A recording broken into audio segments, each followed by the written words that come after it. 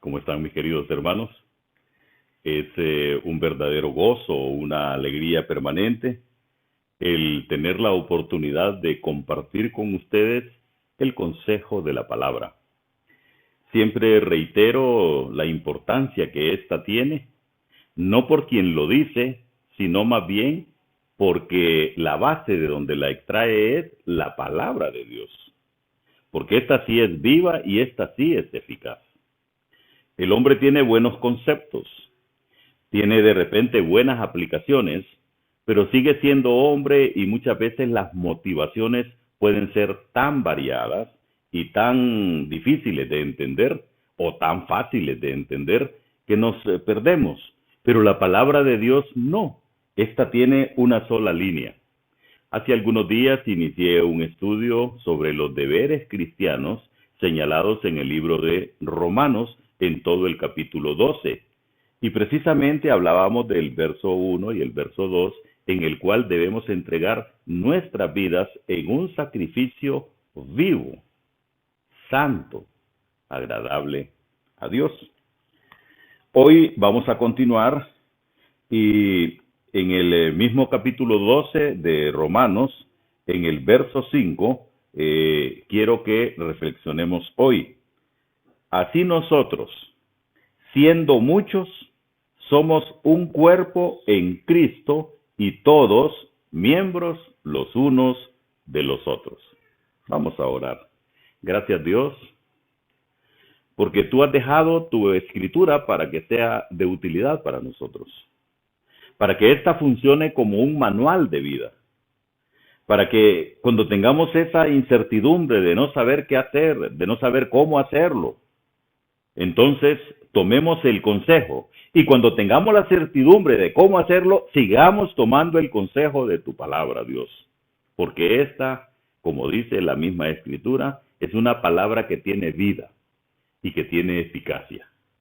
Nosotros creemos en eso, por eso nos respaldamos precisamente en tu palabra para hacer, para decir, para actuar, para pensar, para aplicar, para aconsejar, para llevar, para traer. Gracias Dios. Lo hacemos con gratitud en el nombre que es sobre todo nombre, el nombre de Cristo Jesús. Cuando vemos el verso 3 que dice, digo pues, por la gracia que me es dada a cada cual que está entre vosotros, que no tenga más alto concepto de sí que el que debe tener, sino que piense de sí con cordura, conforme a la medida de fe que Dios repartió a cada uno. Aquí hay 2 o 3 verdades rápidas que vamos a analizar. Número 1, que debemos de pensar con cordura, que debemos de pensar como debe ser el pensamiento de un hombre controlado por Dios. Y que esto debe ser, dice, conforme a la medida de la fe que Dios repartió. La fe entonces no es algo innato en nosotros, es algo que Dios también da para cada uno. Verso 4 dice, porque de la manera que en un cuerpo tenemos muchos miembros, pero no todos los miembros tienen la misma función. Entonces aquí está hablando de las actividades, de las relaciones, de lo que como cuerpo de Cristo, como miembros de una iglesia, vamos a realizar cada uno de nosotros. Porque no todos podemos estar predicando, no todos podemos estar enseñando, no todos podemos estar guiando niños, no todos podemos estar haciendo labores de diaconía, no todos podemos estar haciendo labor de evangelismo, pero debemos de hacerlas, todas las que he mencionado. Sin embargo, Dios reparte a cada uno esa posibilidad de hacerlo. Verso 6, de manera que teniendo diferentes dones, según la gracia que nos es dada, si el de profecía, úsese conforme a la medida de la fe, o si de servicio, en servir, o el que enseña en la enseñanza, el que exhorta en la exhortación, el que reparte, que lo haga con liberalidad, dice la Biblia, el que preside con solicitud, con rapidez, el que hace misericordia, que no vaya triste, que no vaya afligido, sino con alegría. Esto es lo que dice la palabra de Dios. Esto, hermanos, lo que nos indica entonces es que no somos islas, que no podemos vivir solos, que no podemos practicar nuestra fe solitos en la casa, sino que somos miembros de un cuerpo, del cuerpo de Cristo. En 1 Corintios, precisamente también en el capítulo 12, hallamos la misma verdad de que se habla en estos versículos que acabamos de compartir de Romanos, que el creyente es bautizado por el Espíritu en el cuerpo y le es dado un don, o también puede ser que le sean dado varios dones para usarlos, ¿sabe para qué? Para el beneficio de toda la iglesia. Para eso Dios proporcionó dones. No para que nos creamos grandes cosas, no para que pensemos que somos los únicos en poder hacerlo, sino para servir a la iglesia, la cual es del Señor, porque Él precisamente la compró con su sangre preciosa. Hay un cuerpo universal. Eso no podemos ignorarlo, así como hay una iglesia universal formada por todos los creyentes en Cristo desde Pentecostés hasta el rapto. Pero también existe el cuerpo local, que es donde usted y yo asistimos, por medio del cual cada creyente ministra al Señor. Por medio de esa iglesia donde estamos cada uno de nosotros, proclamamos al Señor Jesucristo. Hay por lo menos 112 referencias en el Nuevo Testamento a la iglesia y se refiere precisamente a una congregación local de creyentes. El culto y servicio en el cuerpo local empieza, ¿sabe con qué? Con la entrega personal. No podemos hacer un buen servicio al Señor si no tenemos una relación personal con Cristo. Si no hemos levantado precisamente ese altar de sacrificio que Él demanda. Por eso precisamente para entrar a estos versículos previamente nos habló de un sacrificio personal, un sacrificio vivo. Eso lo vimos en el verso 1 y 2.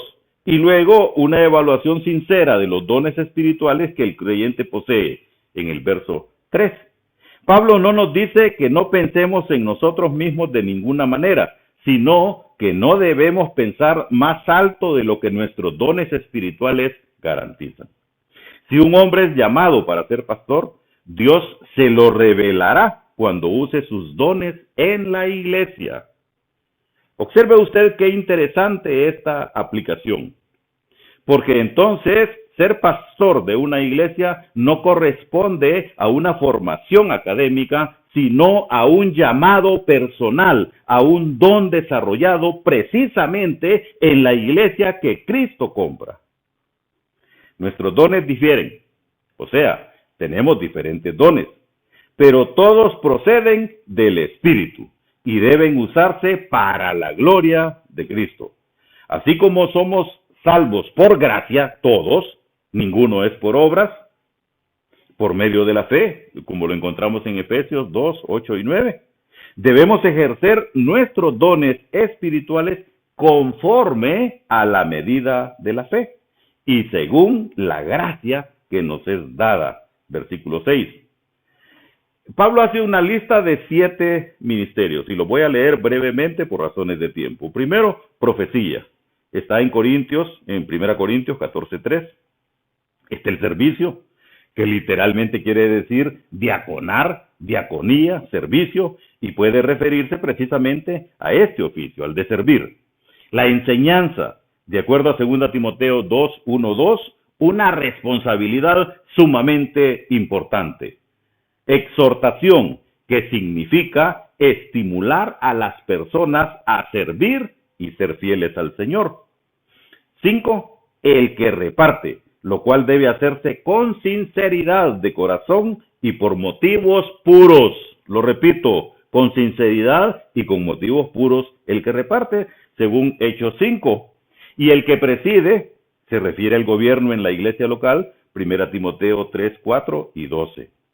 Y finalmente, el que hace misericordia, compartir con los que tienen necesidad. Efesios 4, del 7 al 12, describe a las personas dotadas que Dios ha dado a la iglesia. Romanos 12 y 1 Corintios también en 12 describen los dones que el Espíritu ha dado a los creyentes en el cuerpo local.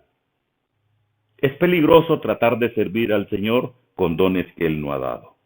Y es también trágico negarse a usar un don para su gloria. 2 Timoteo 1:6.